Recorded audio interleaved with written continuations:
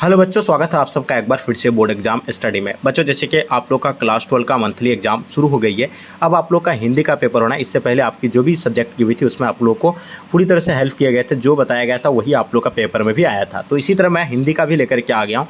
बस आपको कुछ नहीं करना है, इस क्लास में आपको एंड तक बने रहना है। एंड साथ साथ में अपने अपने फ्रेंड्स के ग्रुप वगैरह जहाँ भी है हर जगह आप लोग शेयर कर देंगे, ताकि इससे आपके दोस्त लोगों को भी हेल्प हो पाएंगे, है ना। और जो बच्चे नए आए हैं चैनल को आप लोग बाबू सब्सक्राइब कर लीजिएगा। तो ये आप लोग का हिंदी का पेपर होगा 23 अक्टूबर के लिए, ठीक है। तो चलिए हम लोग स्टार्ट करते हैं। आपके समक्ष में पहला क्वेश्चन आ गया है ना। थोड़ा सा हम इसको जूम कर लेते हैं ताकि आप लोग को और आसानी होगी देखने में, है ना, कोई परेशानी नहीं होगी, ठीक है। तो अभी आप लोग को प्रॉपर दिख रहा होगा या और थोड़ा सा मैं जूम कर लूं, है ना।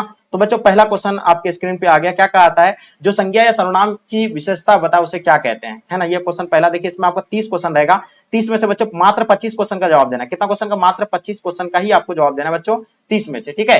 देखिए इसमें क्या है, जो संज्ञा या सर्वनाम की विशेषता बताओ उसे क्या कहते हैं बच्चों, उसको विशेषण कहा जाता है। इसका आंसर आप लोग नोट कर लीजिए, ए राइट आंसर हो जाएंगे। सौ ध्वनि का उच्चारण स्थान क्या होगा? जो सौ जो आ रहा है इसका ध्वनि का उच्चारण देखिए, सौ जो आपका निकल रहा है कहां से निकल रहा है बच्चों?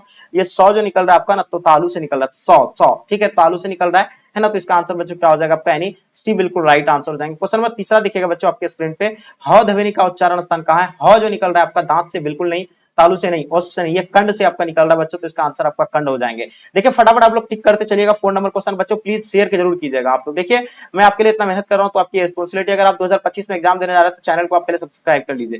देखिए हिंदी में मतलब क्या होगा, अनुनासिक वर्णों की संख्या कितनी है? तो देखिए हिंदी में जो अनुनासिक वर्ण है तो उसकी संख्या जो है बच्चों 5 है। इनका आंसर आपका 5 बिल्कुल राइट आंसर हो जाएंगे। 5 नंबर क्वेश्चन देखिएगा, समुच्चय का सही संधि विच्छेद क्या होगा? तो समुच्चय का सम जो यानी समुच्चय, समुच्चय, है ना। तो ये बिल्कुल इसका आंसर आपका राइट आंसर हो जाएंगे बच्चों। क्वेश्चन नंबर 6 देखिएगा, आपने क्या खाया? इस वाक्य में क्या जो है यानी कौन सर्वनाम है बच्चों? ये जो आपने यानी क्या खाया, तो ये बच्चों ये जो है 6 नंबर क्वेश्चन का आपका आंसर क्या हो जाएगा? ये पुरुषवाचक सर्वनाम हो जाएंगे, ठीक है। चलिए आगे देखिएगा आपके स्क्रीन पे, राम ने भिखारी को पैसे दिए, है ना। राम ने किसको पैसा दिया? भिखारी को पैसा दिया। इसमें को जो है किस कारक की व्यक्त है? ये जो है चिन्ह जो है, को जो चिन्ह है ये किसका होता है? जैसे कि मैंने आपको बताया था कारक कितने प्रकार के होते हैं, 8 प्रकार के होते हैं। 8 प्रकारों का आपको नाम याद रखना चिन्ह के साथ, कर्ता ने कर्म को करण से। तो यहाँ आपको यानी को के बारे में पूछा है, कर्ता ने कर्म को, तो ये कर्म का होगा, यानी क्यों को तो पता है, को का चिन्ह किसका के साथ होता है, यानी को के साथ आएगा। क्वेश्चन नंबर 8 देखिएगा बच्चों जो आपके स्क्रीन पे आ गया है ना, 8वां नंबर क्वेश्चन, अकल पर पत्थर पड़ना मुहावरे का अर्थ क्या होगा? ये बहुत ही आसान है एकदम, बुद्धि का क्या हो यानी भ्रष्ट होना बच्चों। इसका आंसर आप लोग का डी बिल्कुल राइट आंसर हो जाएगा। 9 नंबर क्वेश्चन देखिएगा, निम्नलिखित शब्दों में कौन सा शब्द जो है शुद्ध है? आकाश शुद्ध है, बिल्कुल इस तरह आकाश नहीं का, पत्नी गलत है ना, रात्रि भी गलत है, आसुर जो है बिल्कुल बच्चों परफेक्ट इसका है, शुद्ध है, ठीक है। क्वेश्चन नंबर 10 देखिएगा, निम्नलिखित में से कौन सा वाक्य शुद्ध है? आपके सामने 4 ऑप्शन दिया हुआ है, इसमें से आपको शुद्ध वाक्य बताना। तो बच्चों इसमें से शुद्ध वाक्य, श्री कृष्ण के अनेक नामों है, नाम है, अनेकों नाम है, ठीक है। चलिए देखिए तो हो गया आपका, हाँ। चलिए वहां बहुत से पशु और पक्षी उड़ते और चरते हुए दिखाई दिए।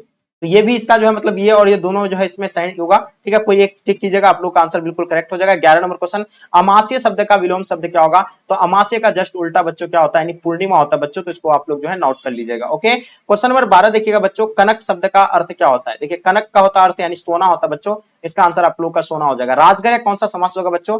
13 नंबर क्वेश्चन। तो राजगृह जो आपका बच्चों 13 नंबर का क्वेश्चन का आंसर क्या हो जाएगा?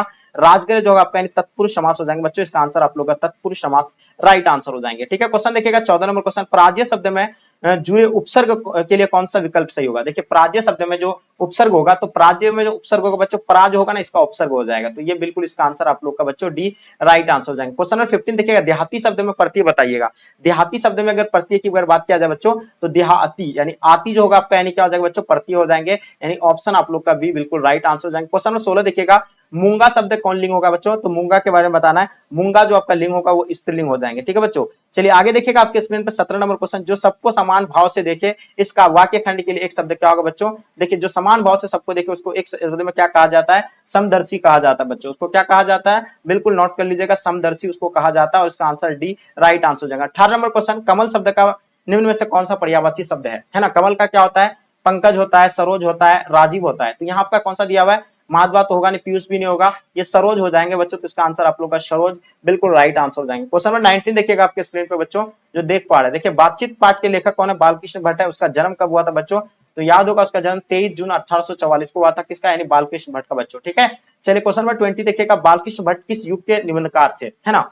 चलिए, बालकृष्ण भट्ट जो है किस युद्ध के निबंधकार थे बच्चों, तो ये भरतेंदु युग के थे बच्चों। तो इसका आंसर आप लोग का बी बिल्कुल नोट कर लीजिएगा। कौन सी रचना बालकृष्ण भट्ट की नहीं है इनमें से, तो देखिए इसमें जो है नूतन ब्रह्मचारी उसी का ही है, सुजान उसी का ही है, सद्भाव का अभाव उसी का है, लेकिन ये परीक्षा का गुरु बच्चों ये नहीं है। इसका आंसर आप लोग का बच्चों डी जो है ना राइट आंसर हो जाएंगे। किसका यानी बालकृष्ण भट्ट की जो है ये क्या है यानी रचना नहीं है बच्चों। ठीक है, चलिए आप बात करते हैं क्वेश्चन नंबर 22। बालकृष्ण भट्ट को किसने अंग्रेजी और साहित्य के एडिशन और मतलब स्टील के श्रेणी में रखा, तो बच्चों ये बताइए। 22 नंबर क्वेश्चन आपके स्क्रीन पे आपके समक्ष में, जल्दी बताएंगे क्या हो जाएगा इसका आंसर। ठीक है, देखिए बालकृष्ण भट्ट किस युग तो ये जो है रामचंद्र शुक्ल के द्वारा बच्चों इसको कहा गया था, और इसका आंसर सी राइट आंसर हो जाएंगे। क्वेश्चन नंबर 23, बालकृष्ण भट्ट के अनुसार मनुष्य की बातचीत का उत्तम तरीका क्या है। देखिए बालकृष्ण भट्ट के अनुसार मनुष्य का जो बातचीत करने का जो उत्तम तरीका होता है बच्चों, वो क्या होता है, यानी यानी क्या होता है, यानी अपना आप, यानी जो क्या कहता है अबाक होकर अपने आप से बातचीत करना, ये सबसे उत्तम माना गया है ना। असल बातचीत सिर्फ 2 ही व्यक्तियों में होता है ना। ये जो है बातचीत चैप्टर में आप लोग पढ़े, मैंने पढ़ा है आप लोग को चैप्टर में, वही क्वेश्चन आप लोग को जो है आया हुआ है। मलिक मोहम्मद जायसी किस परंपरा के कवि थे बच्चों, तो ये बिल्कुल आपको निर्गुण सत्य काव्य परंपरा के थे, और इसका आंसर आप लोग का बच्चों डी बिल्कुल राइट आंसर हो जाएंगे। 25 नंबर क्वेश्चन देखिएगा आपके समक्ष में, निम्न में से मलिक मोहम्मद जैसी रचिता कौन है। देखिए आपको 30 में से कितना देना मात्र आंसर, 25 का ही आंसर देना, तो आपका 25 तो यहाँ आपका बन ही गया। मलिक मोहम्मद जैसी रचिता कौन सा बच्चों, तो ये साहित्य लेडी हो जाएगा, नहीं पद्मावत, ये बिल्कुल इसका बच्चों आपका आंसर बी राइट आंसर हो जाएंगे। यानी 25 आपका क्लियर कर दिए, फिर भी मैं आगे भी आपको बता देता हूँ। मलिक मोहम्मद जैसी बाई और कान कैसे उसका चले गया था, चेचक के कारण चले गया था, ये चलिए बिल्कुल आगे देखिएगा आपके स्क्रीन पर। पाठ्य पुस्तक में संकलित जैसी रचिता करबक शीर्षक कविता जैसी किस ग्रंथ से लिया गया बच्चों, तो ये क्या पद्मावत से लिया गया है या चित्ररेखा से, तो ये बिल्कुल ये परफेक्ट आंसर हो जाएंगे। ठीक है, क्वेश्चन नंबर 28 देखिए बच्चों, कौन जो प्रेम के पीर के कवि कौन है, सूरदास है ना, तुलसीदास हो जाएगा, भूषण हो जाएगा, जायसी हो जाएंगे। जल्दी से बताइए प्रेम के पीर के कवि कौन है बच्चों, इनका आंसर आप लोग को डेफिनेटली पता होना चाहिए।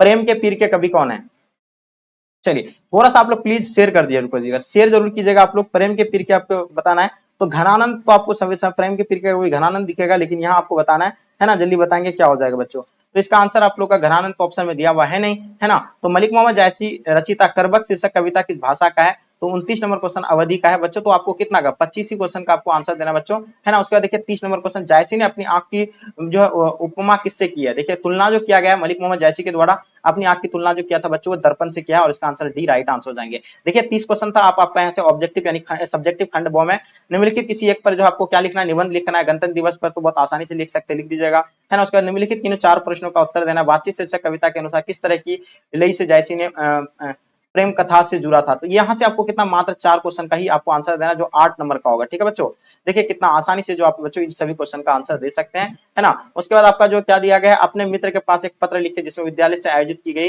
मतलब विज्ञान प्रदर्शन का वर्णन करना। अपने विद्यालय के प्रधानाचार्य के 2 दिन के अवकाश यानी 2 दिन की छुट्टी के लिए आपको यानी पत्र लिखना है। तो देखिए जैसे कि आप लोगों को पता होगा सेवा में श्रीमान प्रधानाध्यापक महोदय, तो इस तरह जो आप आसानी से लिख सकते हैं, 2 दिन का आपको जो है छुट्टी चाहिए, है ना, आप लिख सकते हैं उसमें। आप यहाँ उपयुक्त में से निम्नलिखित गद्यांश में संक्षिप्त है, देखिए आपको मैंने क्या बताया था कि इसमें से आपको क्या करना है, मतलब मान लीजिए 60 वर्ड होगा, 60 में से आपको 3 से डिवाइड करना है। इसमें से 20 आएगा तो 20 वर्ड में आपको इसको संक्षेप में लिखना है बच्चों, है ना। तो उसका सप्रसंग आपका आएगा, जो आप देख पा रहे हैं सप्रसंग आपको जो है लिखना है। बस ये आपका था यानी सब्जेक्टिव क्वेश्चन, और ये था आप लोग का ऑब्जेक्टिव क्वेश्चन, जो मैं ये अभी आपको ओरिजिनल क्वेश्चन पेपर जो आपको यानी प्रोवाइड किया, ये तीनों स्ट्रीम के बच्चों के लिए बच्चों आप लोग प्लीज शेयर जरूर कीजिएगा अपने दोस्तों के साथ, ताकि आपके दोस्तों को भी जो है हेल्प हो पाएंगे। तो डियर उम्मीद है कि क्लास आप लोग को पसंद आएगी, पसंद आए तो लाइक करके जम करके अपने दोस्तों को प्लीज शेयर जरूर कीजिएगा। एंड ठीक है, जो बच्चे आप लोग अगर ग्रुप में नहीं जुड़ पाए तो इस नंबर पे आप लोग एक बार हाय हेलो लिख करके एक बार आप सेंड कीजिएगा, आपको एक लिंक जाएगा, उस लिंक पर क्लिक करके ग्रुप ज्वाइन कर सकते हैं। तो डियर यहीं तक आज के क्लास को एंड करते, जब तक के लिए जय हिंद जय भारत।